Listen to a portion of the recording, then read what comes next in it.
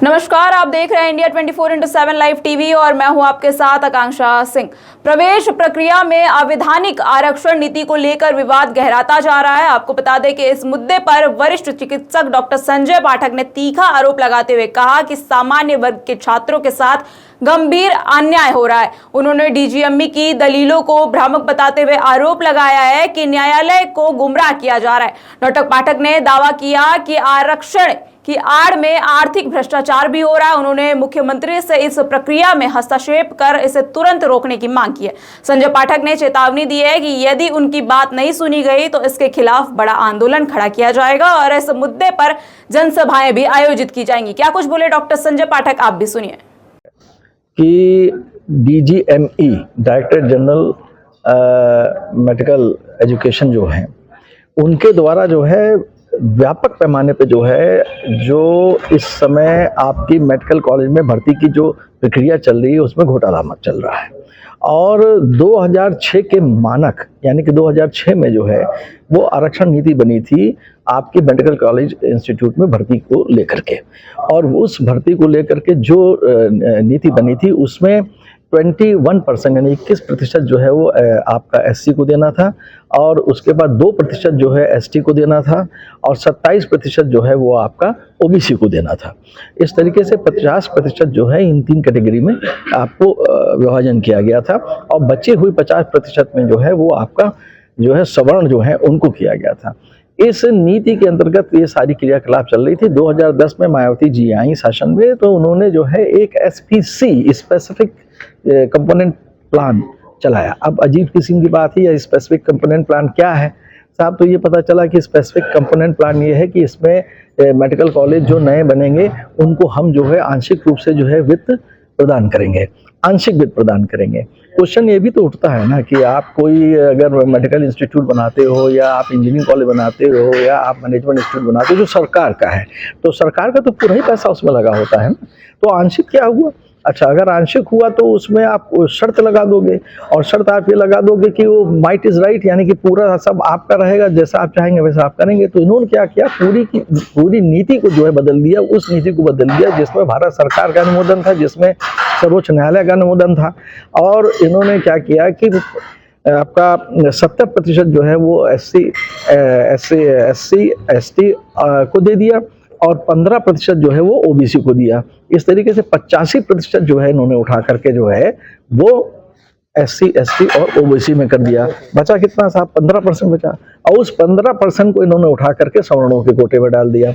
अब आप बताइए कि मेजॉरिटी को माइनॉरिटी, माइनॉरिटी को मेजॉरिटी कर दिया, मतलब अजीब बात है। खैर चलिए, उस समय मायावती जी को शासन करने के लिए उनका जो वोट बैंक था वो था एससी, तो उसको थामे रखने के लिए और सत्तारूढ़ बने रहने के लिए वोट की राजनीति के तहत में उन्होंने ऐसा कार्य किया। केंद्र में उस समय जो सरकार थी उसने इसका शायद विरोध भी किया था, लेकिन कोई फर्क नहीं पड़ा, वो चलता रहा।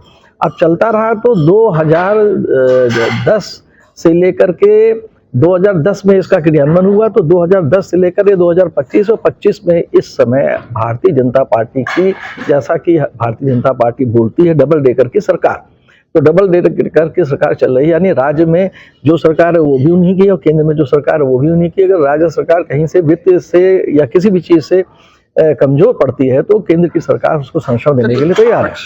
घोटाला जो है ये उजागर कब हुआ और कैसे हुआ? ये अभी हुआ, ये जो 20 साल से चल रहा है, ये 20 साल से चल रहा था। अभी इस बीच में चैलेंज किया? यस, इसमें जो प्रथम राउंड का जो वो हुआ, इंटरव्यू हुआ, उसमें आपके एक मोहम्मदन कैंडिडेट ने जो है इसको चैलेंज किया। उसने ये चैलेंज किया कि साहब ये हमारा जो है, वो जनरल कैटेगरी का था, ये हमारा जो है 15% कर दिया गया, जबकि जो है 2006 की नीति के अनुसार हमारा 50% होना चाहिए। जब उसने उठा करके यहाँ पे लखनऊ बेंच के एकल पीठ में जो है मुकदमा दायर किया, तो एकल पीठ ने जो है ये कहा कि इस कार्यक्रम को रद्द किया जाना चाहिए, यानी कि फिर से पुनः परीक्षा कराया जाए या सारी चीज़ें इसको का समायोजन होना चाहिए 2006 के आधार पर। तो इस पे ये बोला गया कि साहब ऐसा है, ये संभव नहीं है, अगर ऐसा करेंगे तो अफरा तफरी मच जाएगी, और हम ऐसा करते हैं कि इनको हम एक सीट दे देते हैं। तो उनको अम्बेडकर नगर की एक सीट दे दी गई। जब उनको अम्बेडकर नगर की एक सीट दे दी गई तो ये हाईलाइटेड हो गया।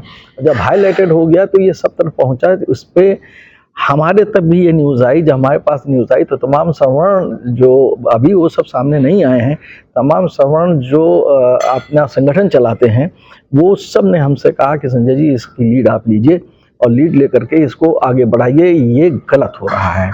आज अभी इसको यहाँ पर ट्रायल रन के आधार पर देखा जा रहा है, ठीक है। बगल में बिहार में जो है इलेक्शन है स्टेट का, अभी वहाँ पर जो है वो भी हुआ है, जो क्या जनगणना के आधार पर एससी का वोट बैंक बहुत अधिक देखा गया, उसको प्रभावित करने के लिए प्लस 27 में है, उसको प्रभावित करने के लिए दोनों बॉर्डर हैं। तो ऐसी स्थिति में अभी 2 जगह पर एक्सपेरिमेंट ये हो सकता है करें, यहाँ पे कर रहे हैं, वहाँ पे तो जो है सो है। और फिर हो सकता है कि जिन राज्यों में इनकी अपनी सरकार है वहाँ पर भी इसको लागू कर दें। भाई जब देखिए उत्तर प्रदेश से होकर के दिल्ली की जगह जाती है, मैं नहीं कहता, सभी कहते हैं। मगर सर आजकल जो आपके राजनीति का केंद्र है वो SC ST और OBC है, तो ऐसे में क्या सरकार आपकी मदद करेगी? देखिए ऐसा है, देखिए ऐसा है, कई प्रकार की सोच की सरकारें आई, ठीक है ना। और आज जो ये सरकार है इसको एक जिसको कहिए कर्म प्रधान, धर्म प्रधान, कर्मशील और जिसको कहना चाहिए अनुशासित, सबसे अनुशासित पार्टी माना जाता है। और इसको ये सिद्ध भी करते रहते हैं टाइम टू टाइम। और इनके समय में जितनी प्रोग्रेस हुआ, शायद इससे पीछे में जो सरकार रही उसके समय में इतना प्रोग्रेस नहीं हुआ।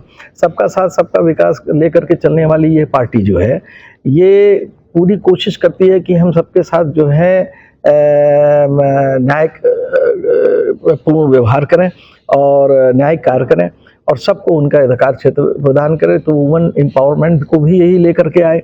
उसके साथ साथ जो है कम से कम 300-350 ऐसी दुनिया वो स्कीमें लेकर के आए, स्टार्टअप से लेकर मुद्रा से लेकर के जननी से लेकर के, कि जिसमें कि गांव के अंतिम छोर तक के व्यक्ति को जो है लाभ मिले, गृह निर्माण से लेकर हर प्रकार का।